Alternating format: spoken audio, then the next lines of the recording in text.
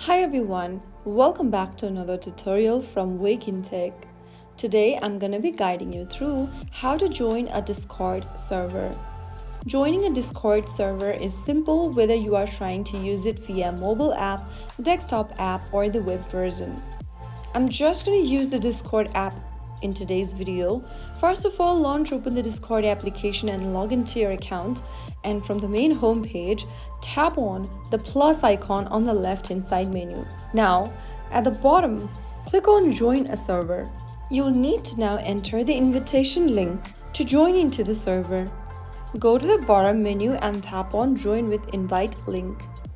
Paste in the invitation link that you have in the text box and click on Join with Invite link to join into the server.